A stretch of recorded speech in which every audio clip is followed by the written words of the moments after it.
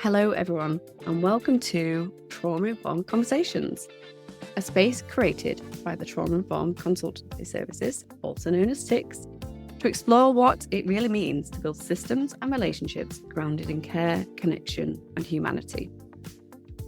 I'm Carrie Wilson, the Collaboration and Innovation Lead here at TICS, and my work, like this podcast, sits where practice, research, and lived experience meet, creating spaces for honest reflection on how we understand trauma, how we respond to it, and how we build systems that can truly heal.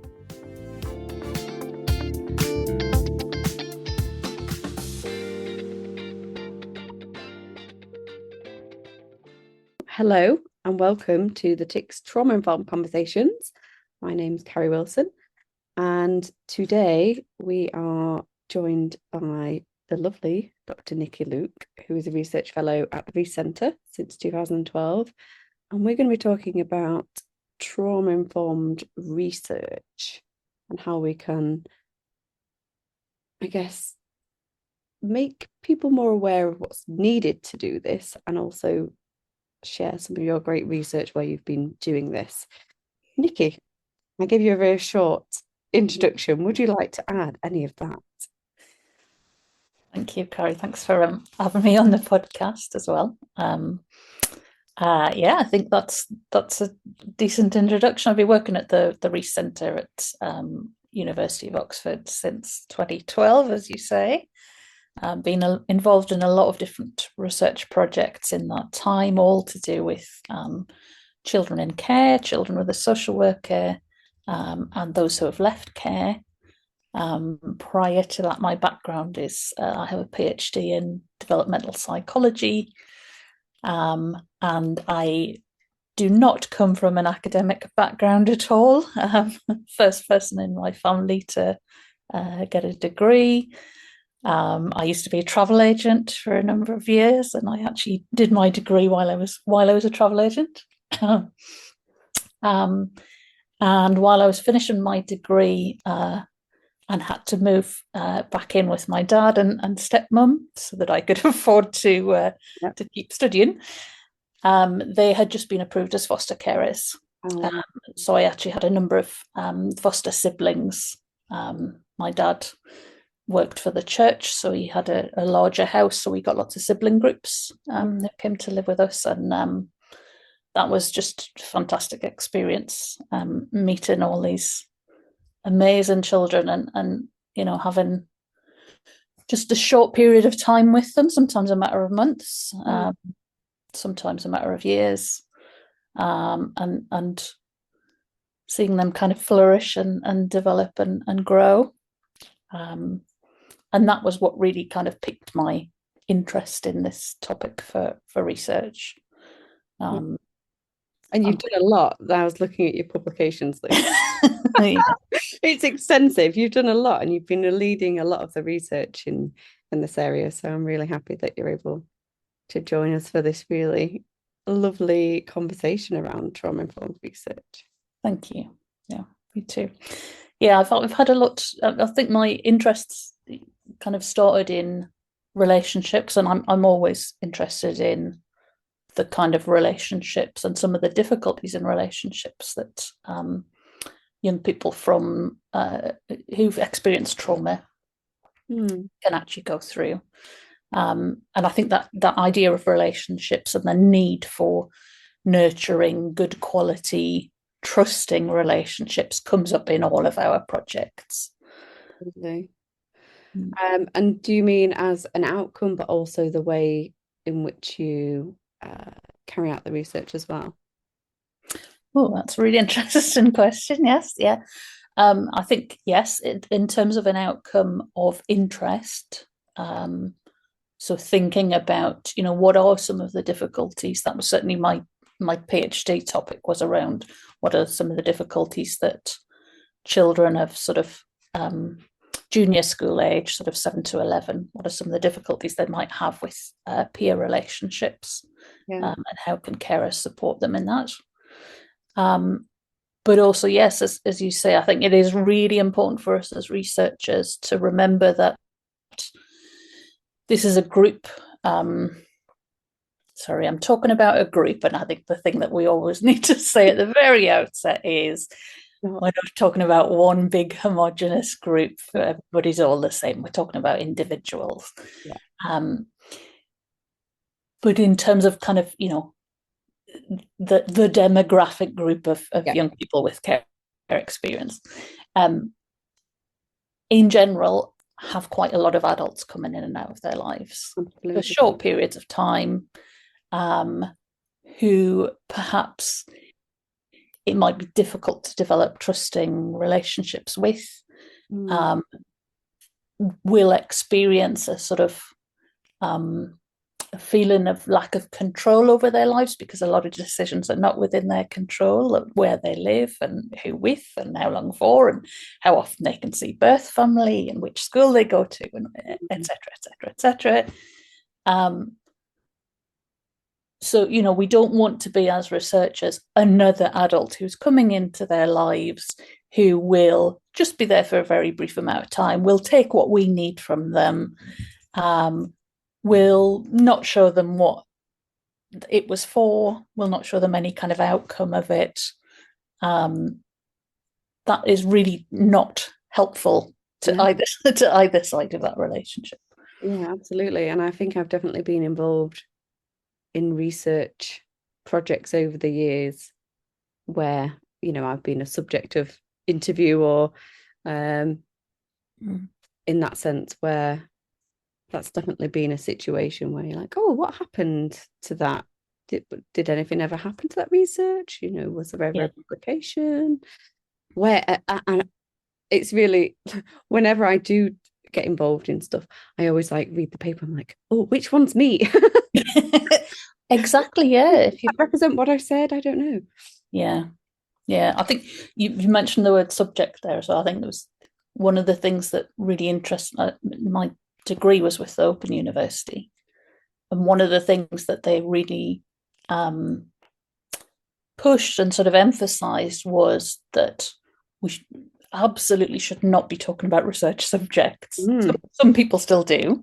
Well, it's in the ethics, isn't it? When you do your ethics protocols, it's subjects. What is the subject? And it's all very clinical, isn't it, in that sense? And I know when I was doing participants, it's not, you're participating, you're granting us your time. And as you say, particularly if we're talking about sort of interview studies or focus groups, people are sharing very personal, very sensitive experiences with us. And the idea of calling them, I'm doing air quotes, subject, is just abhorrent, I think. Yeah, it's not humanizing at all, is it? No. That's when we can definitely fall into, when you're getting to that stage of data analysis and what does this mean and how do I understand this data. If you're removing that humanized side to it, then you're just going down a wrong rabbit hole. So I guess when we're thinking about then kind of research, when you hear the words kind of inclusive methods and co-productions, what do they mean to you and the work that you do? I think I'm going to talk about a very recent project as an example of this. As I say, I've been at the Rees Centre for 13 years. It was I went straight there after finishing my PhD. This recent project that we have just finished, the report is coming out on the 11th of November. Will be in the show notes. Called The Future of Care. It's been a 4-year project where we've worked with care experienced young adults in a design group. And the project was commissioned by Become. It was funded by Alan and Jill Gray Philanthropies. I'll be kind of talking about different examples of how we've worked on this, but the reason I really want to single this out is because I think I've learned so much about inclusivity and co-production in this project in particular. And I think as a researcher in previous projects, I think I probably thought I was doing co-production and inclusivity, whereas now I feel like the standard we've managed to achieve on this project is how I would want to work in the future. Oh, wow. So can you give me like some, I guess, key points and I guess of before and after and what that looks like? I guess if there's researchers or people wanting to kind of do reports collaboratively and inclusively with not just care experience people, but people with lived experience, I guess, and what would that look like, I guess? Yeah, I think a sort of before and after comparison is a really nice idea in terms of how I would have approached it before. I think ultimately it's about the sort of power balance, if you like, and the expertise balance that you think you have going into a project. I've certainly done projects previously where, for example, we had foster carers collaborating with us as interviewers on projects, and trained them in interviewing techniques and got them to go out and kind of supported them in doing interviews. So I would kind of sit with them while they interviewed other foster carers. And then we talked to them about the results afterwards. And that was the extent of it, really, was that they were involved in the data collection. Yeah. They were kind of semi-structured interviews, so they could ask follow-up questions if there were particular things that they were interested in. And I think probably at the time I thought that was a good example of involvement. To compare it with this project that we've just done, so as I mentioned, we worked with 13 care experienced young adults. They were all under 25 when we started. Most of them have actually stuck with us over the 4 years of the project, which in itself is a fantastic commitment. And in the foreword they've written for the project reports, they've said actually that's longer than some of the placements that they had when they were in care. And they've just been involved in every single aspect of the project. So from the very start, we had a kind of framework of what we wanted to achieve through the project, so that the whole focus of it is about what does success mean for care leavers and how can it be measured? Interesting question. Yes, a big question. Yeah. So really it was prompted by Become had a look at what is the Department for Education capturing in terms of information about care leavers nationally. Yeah. And it's this really limited set of indicators. Are you in employment, education, or training? Is your accommodation suitable? Is your accommodation suitable? Means Again, yes, yeah, air quotes around suitable, yeah. And that is really it. I mean, that's all that we're measuring nationally for care leavers. Local authorities are capturing a lot more information about care leavers, but the practice is variable. Some of them are really good at it. Some of them will capture what is kind of listed as the set of minimum standards for pathway plans. There's differences in the way they ask those questions, etc. Even then, I mean, the local authorities who are doing it well are consulting with care leavers, but most of the time what we're capturing, what services and policymakers are looking at in terms of information, is definitions of success that have been imposed on care leavers by professionals. Yes. So we're not asking care leavers what is important to you, what does it mean to you to be doing well in life. Yeah. And so that was what kind of prompted the the study. And so we came at it kind of saying, well, okay, as a sort of framework for what we want to achieve over the time of the project. Sorry if you can hear my dog yawning in the background. What we want to achieve over the course of the project is to start off looking at the sort of context of things, as we do with a lot of research projects. So what do professionals think about these measures? We think they're inadequate as researchers and as a charity, but what do the professionals themselves think about these measures that are currently being captured? So we thought we'd quite like to speak to people from DFE, Ofsted, leave and care managers in local authorities, and get their thoughts on, do they think it's actually measuring success? Yeah. What are they using it for?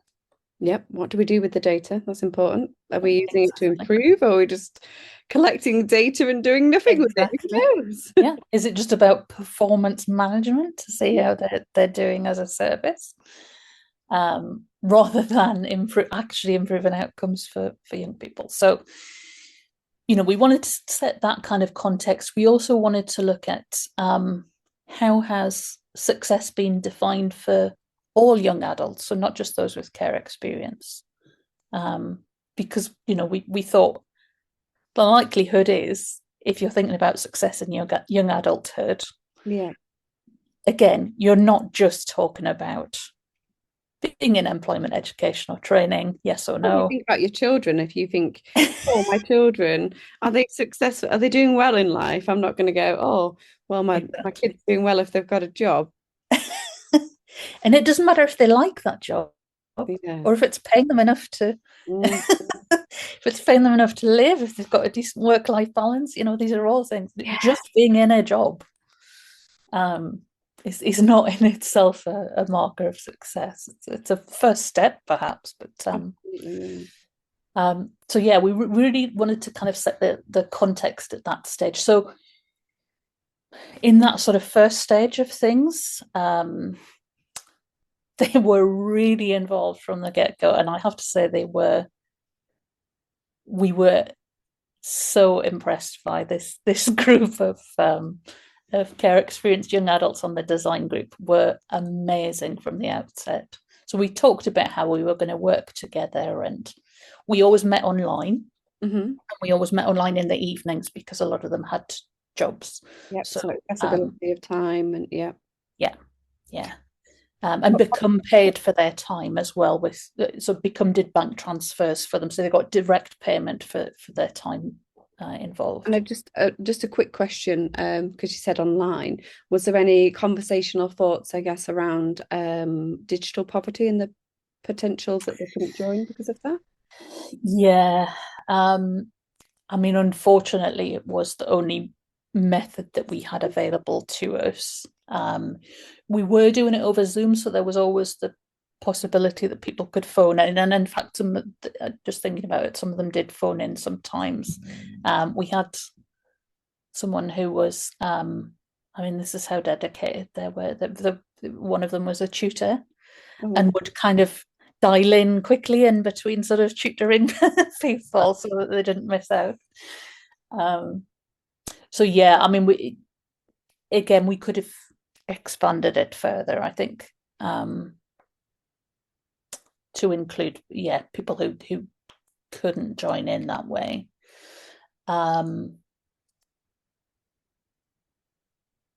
Yes, thrown you off with that question, haven't I? You have. Anyway, I'll go. Yeah, sorry. No, so they were really involved at the outset. So even with those context setting things, we went into it and kind of said, well, we talked about how the group would work and what the relationships would be like and all that kind of thing. And then the first really kind of research focused session, we talked to them about interviews. What are we trying to get at with these interviews, these initial interviews with professionals about the measures that are currently captured? What does a good interview schedule look like? We talked about leading questions and closed questions and all this kind of thing. it was a really diverse group in terms of some of them had been through higher education, some of them hadn't, some of them were employed, some weren't, some had been granted asylum. We had young parents, we had people with disabilities, we had different gender identities and ethnicities. So it was a really kind of mixed group. So we had to think about, not everyone is going to have gone through. The fact that it was such a diverse group is a really important factor as well in terms of the inclusivity as well of voice. And we really wanted to capture those different opinions as well. We wanted to make sure there were different opinions and experiences that were represented, because we were talking about what does success mean. That is going to mean different things depending on where you're coming from. So we worked with them, as I said, to talk about interview questions. And I think, building on what I was saying earlier about sort of previous projects, very naively, I probably had the expectation going into that session of thinking, well, we'll ask them to come up with some questions for the interview schedule and we'll write the rest of them and we'll share them with them. And that's not how it worked in practice. We told them what we wanted to get out of these interviews and we talked to them about what good questions look like. And they wrote the interview schedule. They wrote every question on that interview schedule, including some that we would have never thought about asking. So when we interviewed people from DFE and Ofsted and leave and care managers, we always said at the start of the interviews, these questions have come from care experienced young adults. And you may find some of them tougher than they would have been if we had written them ourselves. So they included questions like, the measures that are in the national statistics were devised some time ago. Do you really think they're still relevant? Oh, nice question. Which is a great question. And then there were a few questions they added in, which were about data rights. Okay, yeah. Which we hadn't thought about. So they asked us, how long do local authorities hang on to your information as a care leaver? Yeah. And do we have the right to ask for it to be destroyed?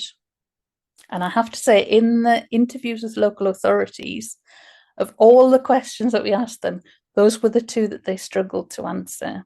So the leave and care managers had to kind of go off and check with their data teams and email us later on with the information. Like 75 years, and yes, of course you have. Yeah, it's not clear. That particular question about data rights is not clear. Yeah, because that's a whole other subject on access to records, isn't it? And exactly. The lack of data access in records about yourself. Exactly. So that was kind of our first experience with the design group designing something for this project, and we were so kind of blown away with what they'd done for that.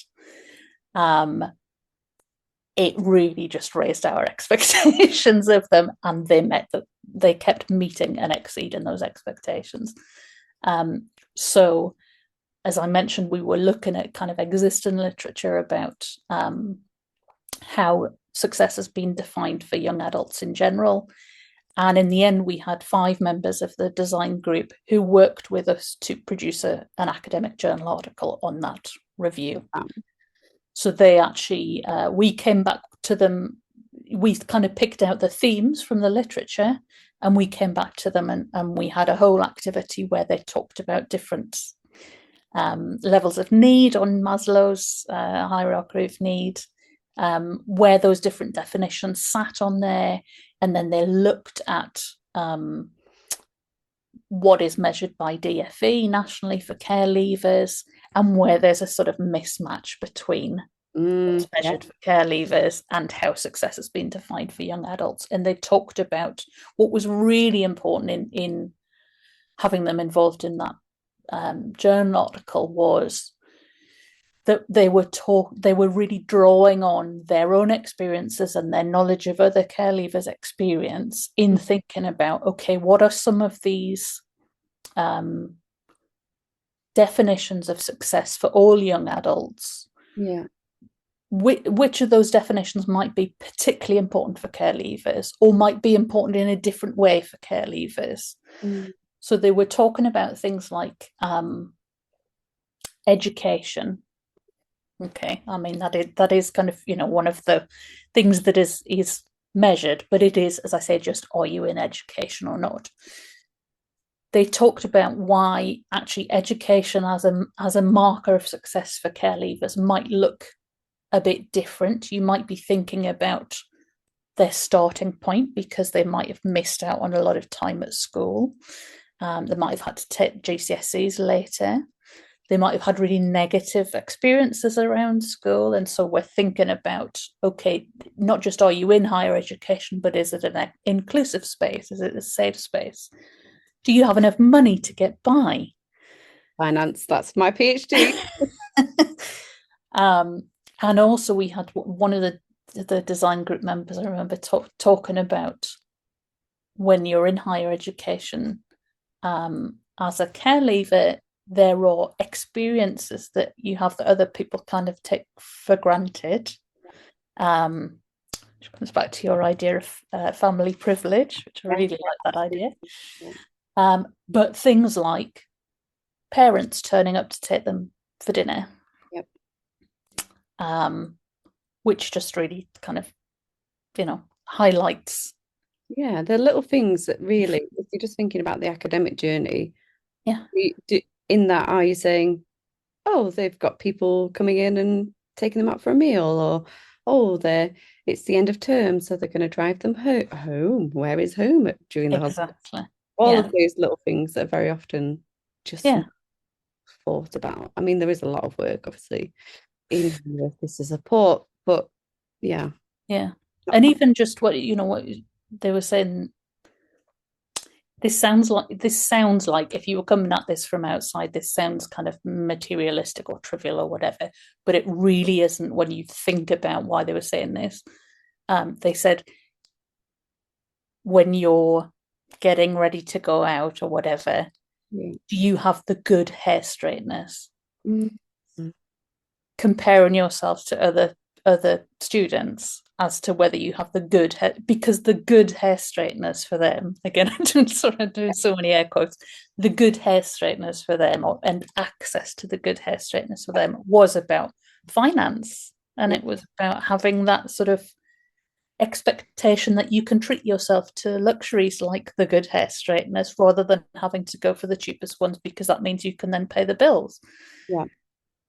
So there's a lot tied up into just that one comment about, when you're in higher education, you're comparing yourself to other people in terms of what they have, which was just, I mean, that whole discussion was so fascinating.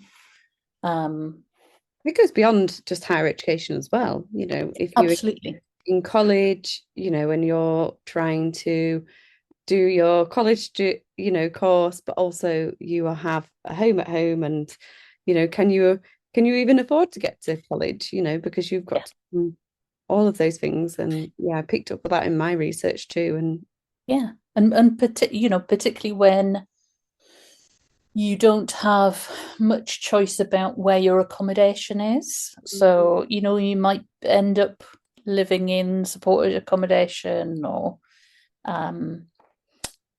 council social housing, because that's where the council can get you a place to live, but it's miles and miles away from the college that has the course that you really want to go and study, or the job that you want to have, or anything like that. It might be miles away from your friends. So yeah, I mean, sorry, I'm getting stuck on this on the article, but this is,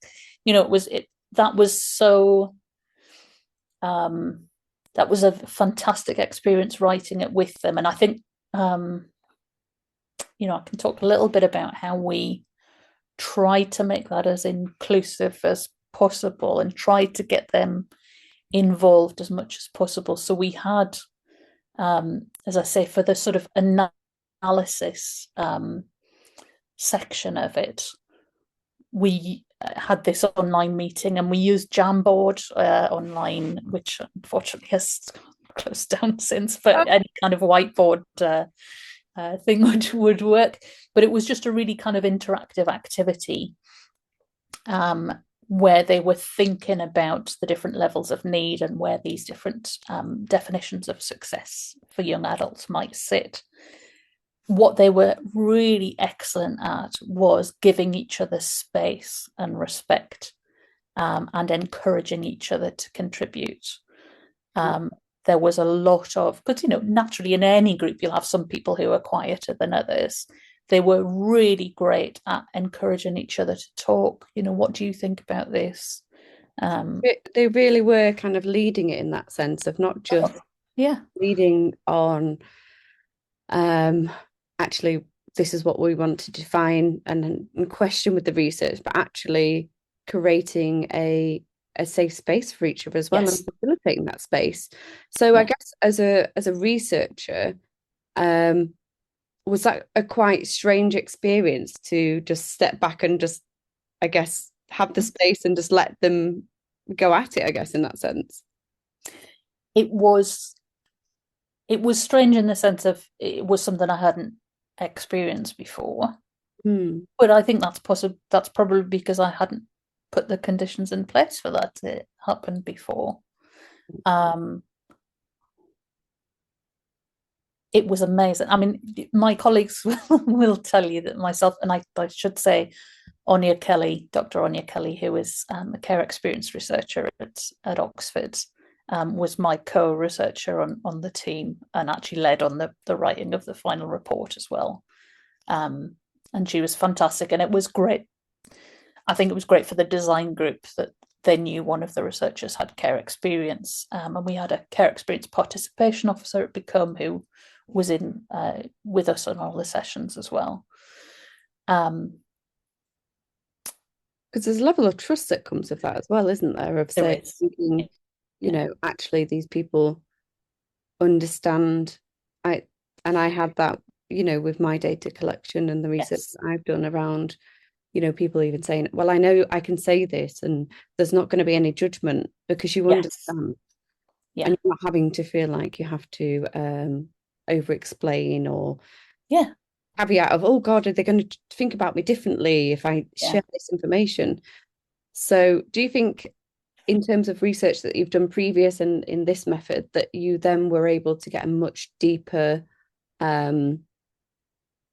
data set in that sense, where people actually shared a lot more than you would before? Absolutely, absolutely. I think, as you say, there's almost a kind of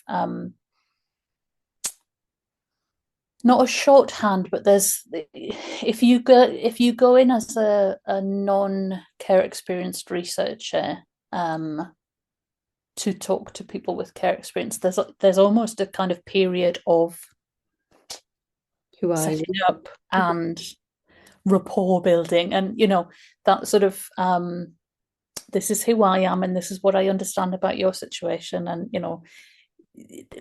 negotiating what that relationship is going to look like.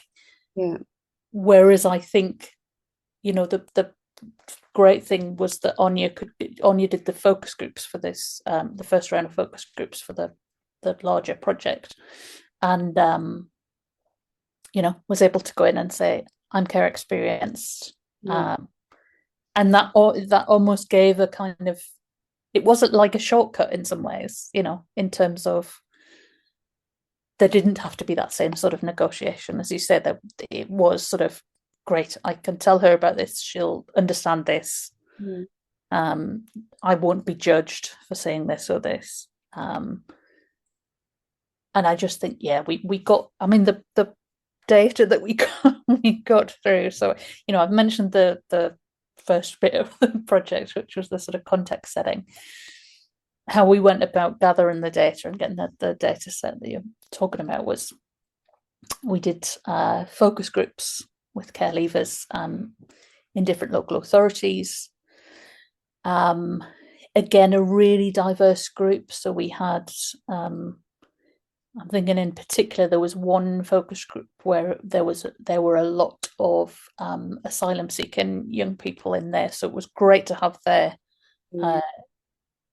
their opinions about what success means, and we got some really great feedback from them that they want DFE to know about. The design group created all of the methods for talking to the focus group. We wanted to use sort of participatory research methods, and so rather than just going in and saying, okay, tell me how you define success, Yeah. which would be hard enough for anyone to do, I think.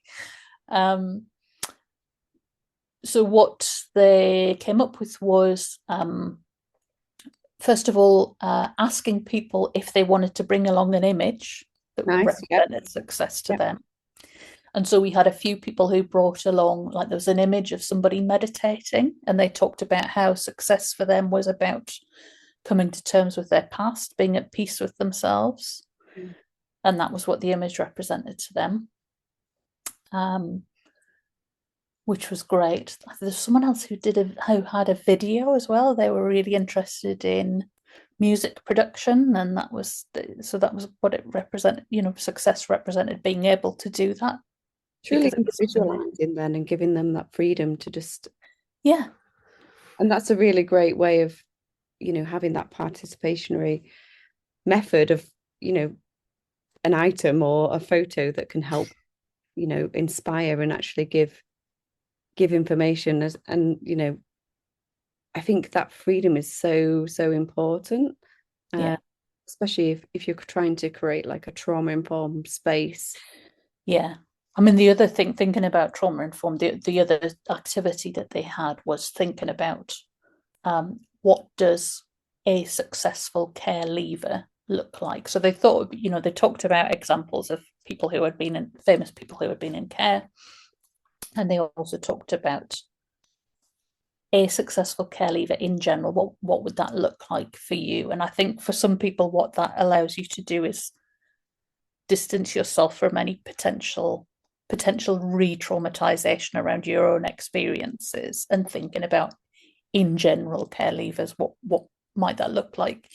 And I think inevitably you are drawing on your own experiences when you're talking about that, but it does give you a way of distancing yourself from because there's a big risk, isn't there, with research, with I think ethics board requested that I define care experience people as vulnerable, which I didn't particularly enjoy doing, but being able to work with them and not to be re-traumatizing them by asking them questions that actually it might have been the first time that they're sharing that information, and they may traumatize themselves. There's a risk of vicarious trauma to the researcher as well. And just what's the aftercare of that when that happens as well? I mean, for you, this has been great because it's been a 4-year project, so you've been able to keep that up, and if there's issues, then you can deal with it. And I'm just thinking about, there's a lot of research projects, especially if people are doing a degree, a master's, undergraduate, PhD, where it might be a much shorter project, and actually they might just have that one interaction done. So what do you think we can do in those situations to help, I guess, create more of a trauma-informed environment, I guess, as researchers? I think we need to recognise that we have a duty of care to people who are participating in our research, and that this is not a transactional relationship in the sense of you give me something that I want and I take it away and write it up, and I'm going to say get all the glory, as if you get glory from that writing of a research article. But you know what I mean? Glory. That I go, I as my researcher, and I find out what I want to do, and then I move on to the next project. And someone is sharing their life with you, whether that's through a survey or a focus group or an interview, or even or the design group discussions, which are not data collection, but they are still sharing lives with us. I think we have a duty of care to, first of all, make sure that before we even go in and speak to anybody, that we have thought about the longer term, who is around to pick up the pieces if somebody does become re-traumatized, if they do open up to us about something for the first time that they haven't before, and not just in a way that is to tick a box on an ethics form. Yeah. To really think about, okay, in this situation, who do they need to have there to support them afterwards? Because you're not going to be able to as a researcher, and it's not your role, and you shouldn't be putting yourself forward as that. We're not there to provide therapeutic support. If people need that, there should be support systems in place, and that's an important kind of caveat, I guess, is that the support systems that should be there aren't always there. So don't assume that they're going to have that support as well. Exactly. Yeah. So I think, I was reading your chapter earlier on about how there are gatekeepers to participants, and so if you are, as many researchers are, if you're recruiting care experienced people via local authorities, via social workers, whatever, you have that conversation first with that local authority, with that social worker, about who is there for this young person. And if the answer is nobody, then you've got to really seriously think about, is it, and that makes it might be worth it for you as a researcher, but it's not going to be worth it for them.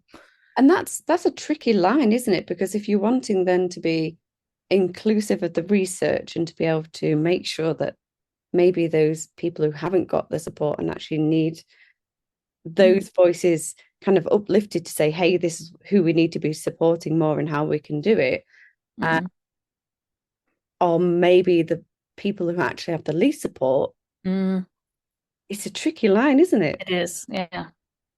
Yeah, and I'm thinking about, because I've been working around this area, because obviously I've done the chapter and been thinking, been designing some training around this too, around actually how can we as researchers create those safe spaces. And you talked a little bit about this as well, a lot about this around making sure that you're thinking about those power dynamics and that information before even speaking to someone about their experiences, and actually those long-term thoughts of what's the implication of these questions. Why am I asking this question? Create any change, or am I just real curious about it and it'll give me a good dissertation at the end of it? So yeah. And I think managing participants' expectations and letting them know what you are doing with their work. So whether that is going to be, writing an end of project report, writing a journal article, doing a brief for policymakers, whether you're going to be doing a podcast about it, or what are you hoping to get out of it? And I think it's quite important to ask them what they hope will happen. And we did have that as in the focus groups that we did. They talked to us about, well, we hope the government will listen to what we're saying. And so we're doing a lot of work on kind of pushing the messages out to policymakers. Yeah. And I'm just thinking about, like, if people are wanting to, I guess, do research projects that are involving people with lived experience, lived care experience, do you think, is there any areas, I guess, where projects might get stuck in terms of like ethics and funding bids and, can the big funders out there, if they could change something to make it easier to be more collaborative and inclusive? I think funders differ a lot. one I've experienced. I've had different funders on different projects. I think this one, because it was funded by Become, the expectation was that it would be very collaborative and co-produced, which was great. National Institute for Health Research, NIHR, are very good. They have an expectation in all of your applications that there will be a co-production or that there will be a, oh goodness, I can't remember what how they actually form it. Patient involvement. They talk about patient because it's is it PPI? PPI, yes, yeah. Yeah. Patient and public involvement or something like that. Technical words. Yes. But I did a project with them a couple of years ago, and they were the first funder that I had come across where there was an expectation that a certain amount of your budget would be allocated towards patient and public involvement in the research. I think some other funders are starting to catch up on that, but I think as researchers we need to push them more on that. Yeah. And push them on what good involvement looks like, rather than just we will have a care leaver on the advisory group. It doesn't mean anything really. No. And I'm thinking about some of the things that participation and what that looks like, and some of those areas that need to be included, of just understanding, I guess it takes longer to do good collaboration. Yeah. It does take longer. So that needs to be in there to say, hey, it's going to take longer. There needs to be a budget attached to it, because actually, they're giving their time, and we, if we're talking about that power dynamics, we are treating them as co-researchers, and actually that's really important to do that. I made sure that, the people that were involved in my research, they were paid for their time in line with NICE's co-production amount. So really, it's not just a voucher, it's saying actually your time is money, and we're going to respect you in that way. Yeah. That's a really interesting point, actually, about the time as money thing, because I think as well as funders, there are some institutions, there are some institutional rules in universities about how you can pay participants. And we did have to pay participants with gift cards rather than with cash.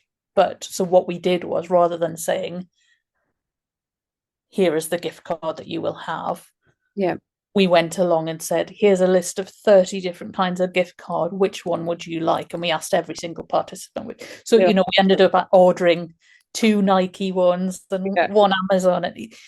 But just that kind of thing is going to make it is going to show your participants that you are valuing the time that they're giving you, and you're not just giving them whatever old voucher is you happen to have lying around in the research office. I've got a few of these left, guys.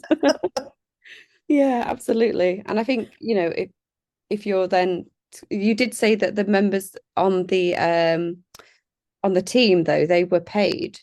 They were paid. And I think that was, so the way that the funding, we had our research funding for actually conducting the research, and the participants' gift cards came out of that. But then Become separately funded the payment for the design group members, which actually ended up being, I would say they probably ended up paying more than they had anticipated at the start of the project, because we ended up having more meetings with the design group than we'd originally planned. And they paid them for preparation time and any travel time when we met up in person as well. So that was really important. And I think the other important thing about working with Become with the design group was, like we were talking about, having support there for people.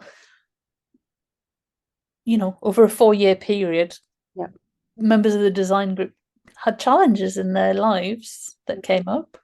And we were discussing sensitive topics in those design group meetings as well. And we knew that they always had Become there participation officers and other supporters in Become who could actually speak to them afterwards. We always had a little decompression activity at the end of meetings.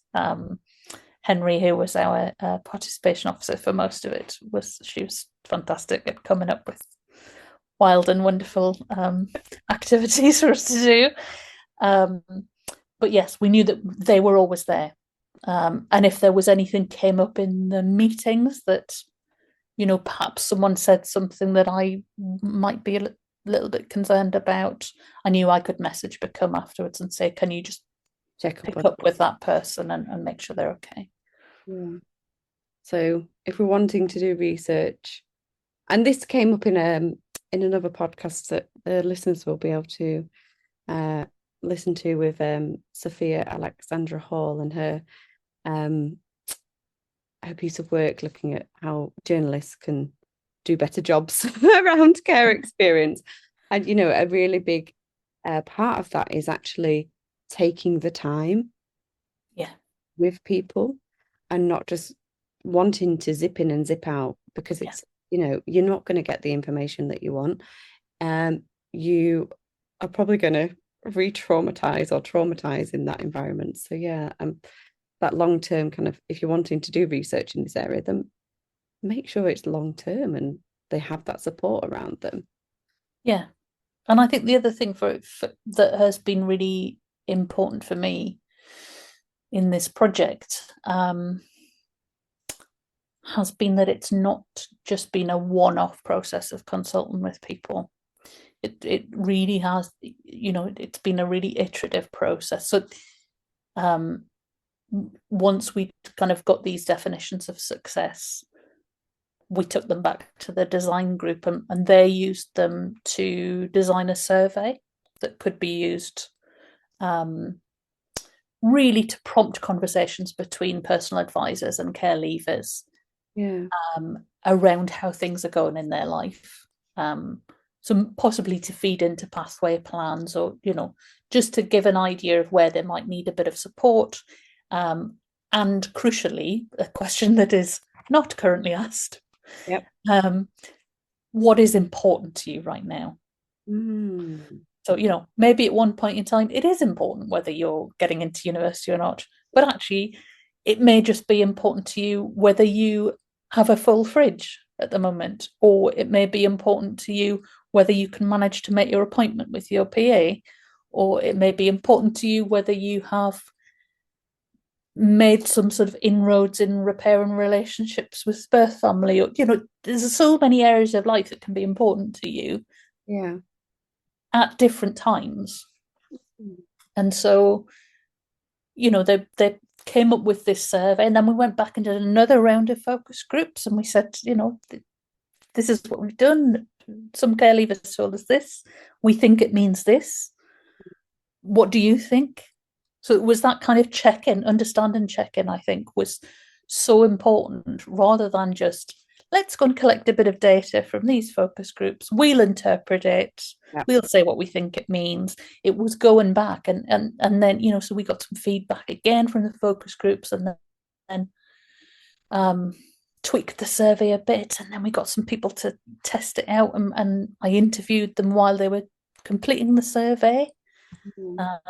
So we could see what they thought levels of it was fantastic. I mean, this is, I've my colleagues in the Rees Centre, I'm sure, are sick of hearing me say this is in my 13 years there, this is my favourite project that I've done.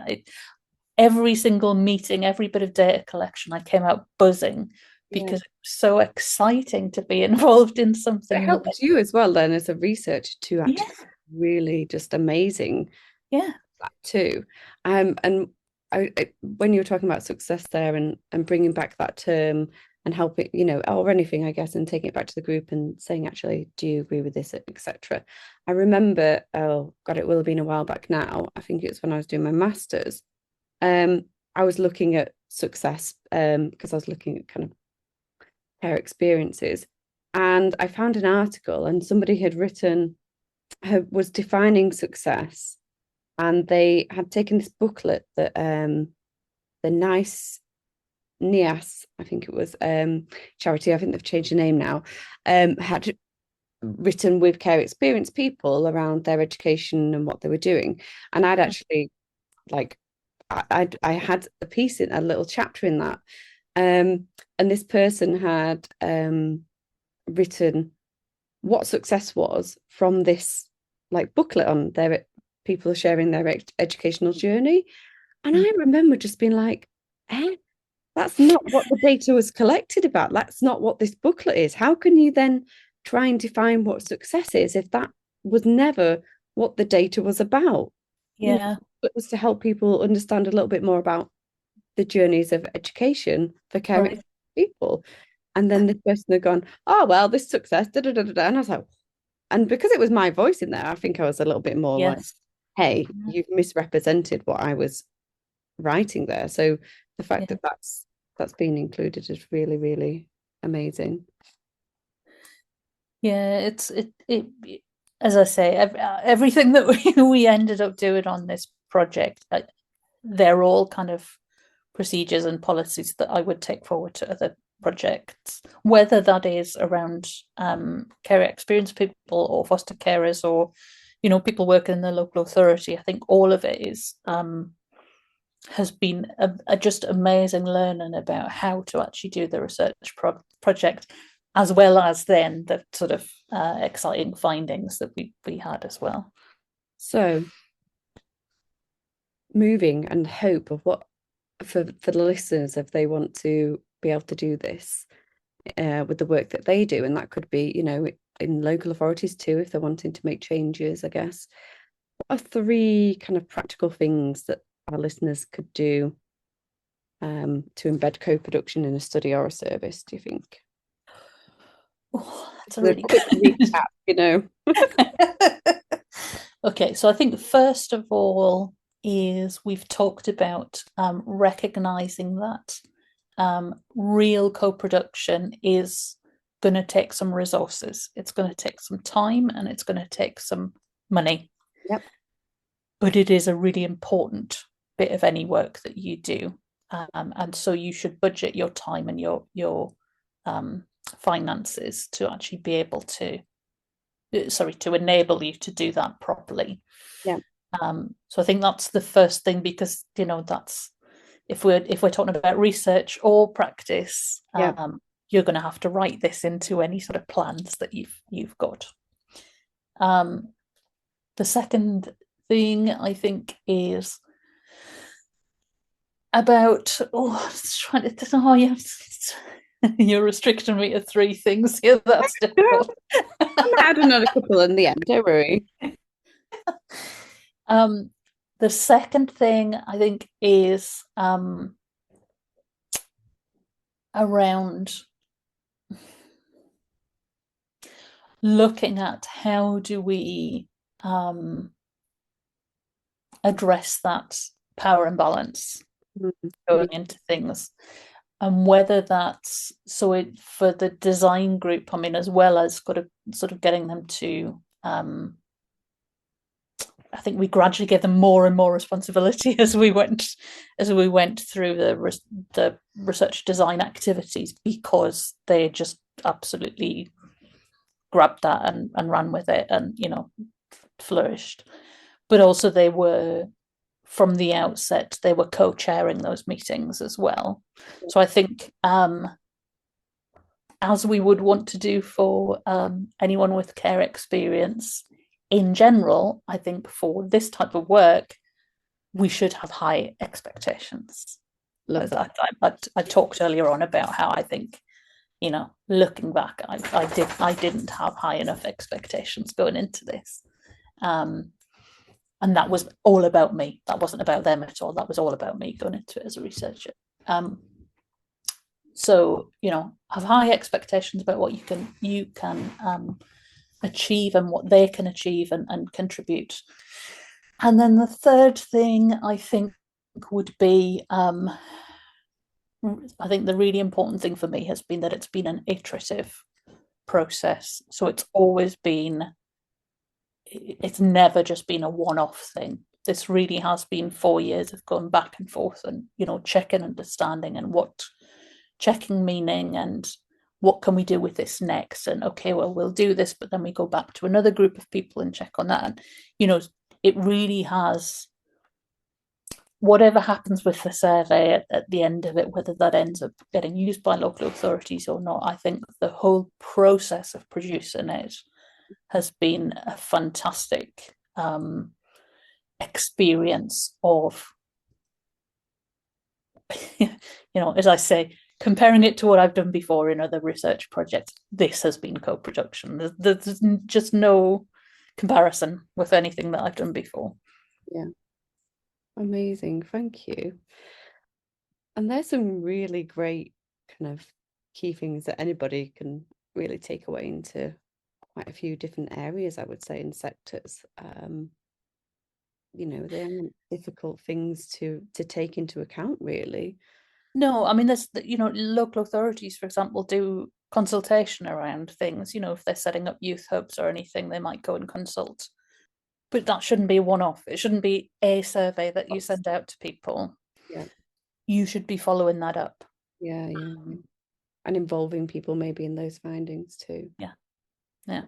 So I was having a little bit of a thought around reflecting on my own research, I guess, and the difficulty of involving certain populations within research, and I guess that understanding and the expectation around there, because I know, within my own research, I was really interested in involving care experienced people with asylum seeking experience, and just really, really struggled, and ended up, I think, setting up, starting like following up 40 different leads and never actually getting, all I wanted was 4 interviews, and was never able to fulfill that criteria. Obviously, I managed to get their voices included within my focus groups and some other interviews, but is that something that researchers need to bear in mind, I guess, when they're doing this kind of work? Yeah, definitely. Talking about thinking about resources that are needed in terms of time. It's not just about the time that you need to take with the people that you consult with, but it's also the time to actually secure those conversations in the first place. I think, I mentioned that one of the focus groups that we had a number of asylum seeking young people in it. Some of them were actually interviewed from accommodation that they all lived in together with the aid of a translator, and that was just purely great fortune for us that this particular local authority was really interested in getting them involved in the research. But we also had other focus groups that just didn't happen, that Anya went, was there, and then for reasons of people's jobs, life events that came up, neurodiversity issues in participants, that they just didn't turn up for the focus group, and that is absolutely fine. These are people, and it's their choice whether to take part or not. I just think, in terms of planning out your resources, that you need to bear in mind that some things just won't happen and some things will take a lot of chasing. Yeah. So that's just another kind of resource to keep in mind. Absolutely. Thank you. So, in one sentence, I'm being really mean here. In one sentence, what do you hope that our listeners, remember from this episode around collaboration and trauma informed? Oh, well, one thing, it wasn't hard enough that you narrowed me down to 3 things before. Maybe just listen to the episode again. Yeah. One thing. Can I give something? Yes. I was listening to it when you were saying there around, I guess, that expectations, and I think what you said around making sure that we actually step back, and it's not about us. Yeah. It's not about us. It's about people that we are researching with, working with, creating things with, it's about what they want.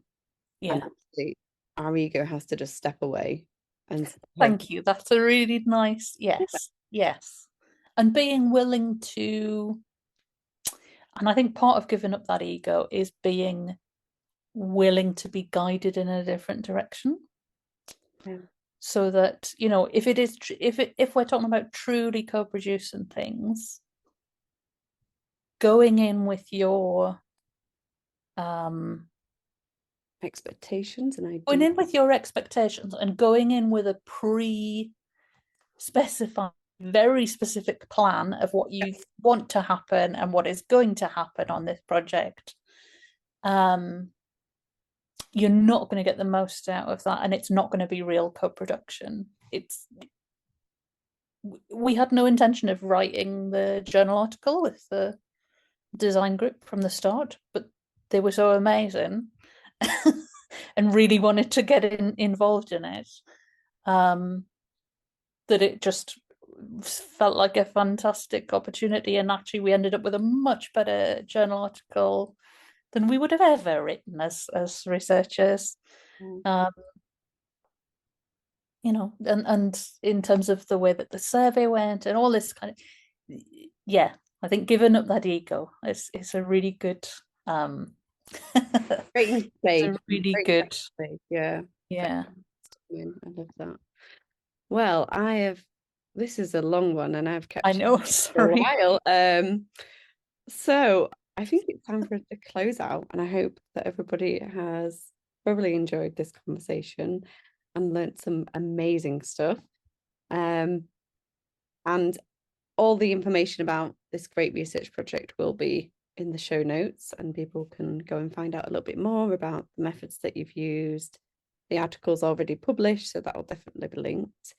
And I just wanted to say a massive thank you to you, Nikki, for coming and sharing.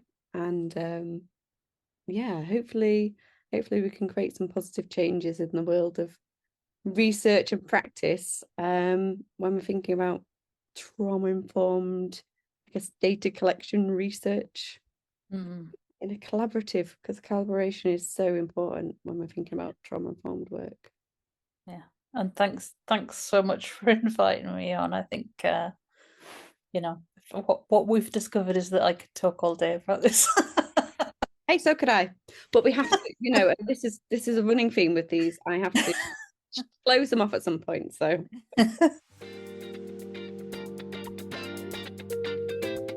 Thank you so much for joining us. To learn more, visit the Trauma Informed Consultancy Services website. We'll see you next time.